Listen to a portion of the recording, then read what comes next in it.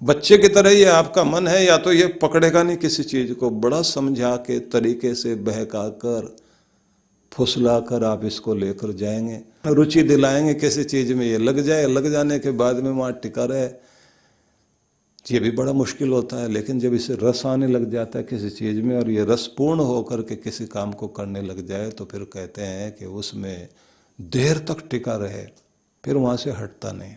बहुत सारी ऐसी चीजें हैं जिनकी लगन लग जाए, जिनका नशा लग जाए, तो फिर व्यक्ति उसको छोड़ता नहीं।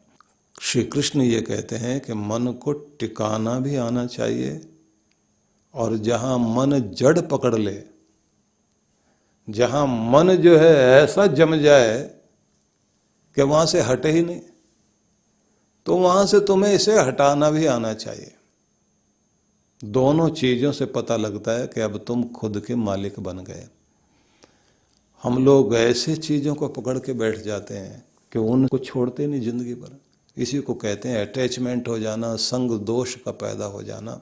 संगात जायते कामा, कामात क्रोधो विजायते। फिर उससे वो कामनाएं उत्पन्न होती हैं, न जाने कितने सपने देखने लग जाते हैं शेख चिल्ली की तरह से।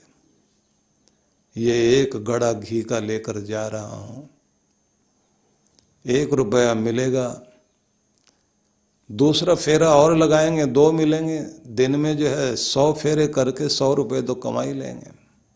100 रुपये हो गए तो उसके बाद तो फिर जो है कुछ और बिजनेस करेंगे, बकरियां ही पाल लेंगे, उनसे फिर बच्चे बच्चे हो जाएंगे, उनके गवें पाल लेंगे, और फिर वो हो गई तो उसके बाद तो फिर डेयरी फार्म खोलेंगे, और डेयरी फार्म खोल लिया तो उसके बाद तो एक बहुत बड़े डेयरी, और फिर उसके बाद अमूल वालों की तरह से एक बड़ी फैक्ट्री लगाएंगे।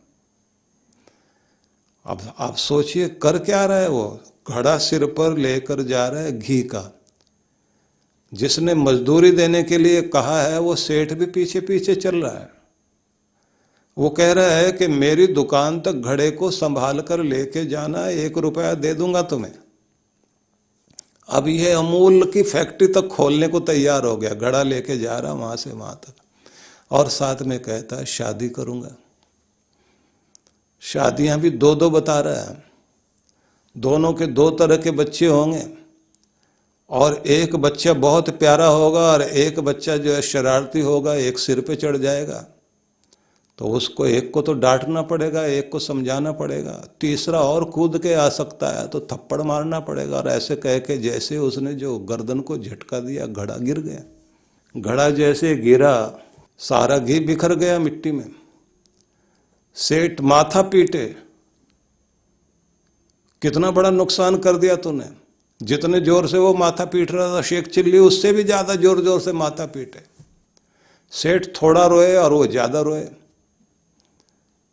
सेठ ने कहा कि मेरा तो 100 रुपए का घड़ा तूने खराब कर दिया, मैं तो इसलिए रो रहा हूँ। बोले तुम तो छोटी सी बात पे रो रहे, मेरा तो खानदान खत्म हो गया, अभी फैक्ट्रियां नष्ट हो गई, तो तेरा तो बहुत थोड़ा नुकसान हुआ, मेरा तो बहुत कुछ बर्बाद हो गया। मन कहीं टिक जाए, कितनी कल्पनाएं करके कहाँ कहाँ आपको लेकर चला जाएगा, कहाँ भटका देगा, क्या क्या चीजें जोड़ देगा। हटा सकते हैं आप वहां से। रोज रोएगा, रोज माथा पीटेगा, रोज चिल्लाएगा, ये था मेरे पास, वो था, मेरा सब कुछ तबाह हो गया। इसलिए ये बात ध्यान रख लेना, वो चाहे मुंगेरी लाल के हसीन सपने हो, या शेख चिल्ली के सपने हो, या किसी के भी हो, आपका किसी भी कार्य को विश्वास रखकर उसको करना और उसके लिए एक एक्शन प्लान बनाना, वो तो एक चीज अलग हो सकती है।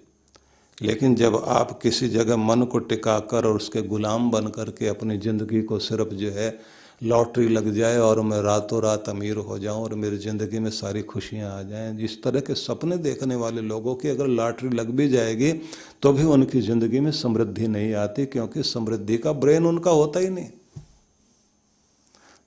धन कमाने का ब्रेन उनका है नहीं, धन टिकाने का ब्रेन उनका नहीं है, उस तरह की उनके अंदर वो काबिलियत है ही नहीं। अगर उनको संयोग से कोई चीज मिल भी जाए तो टिकेगी नहीं।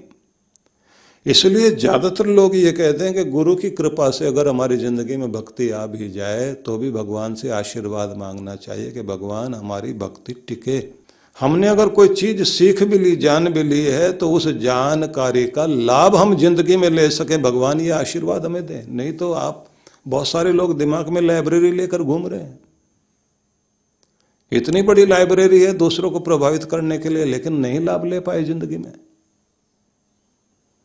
हमारा ज्ञान हमारे लिए टिके, हम उसका लाभ ले सकें, हमारी जिंदगी को बनाने वाला बने, हमारा धन हमारे लिए लाभ देने वाला बने,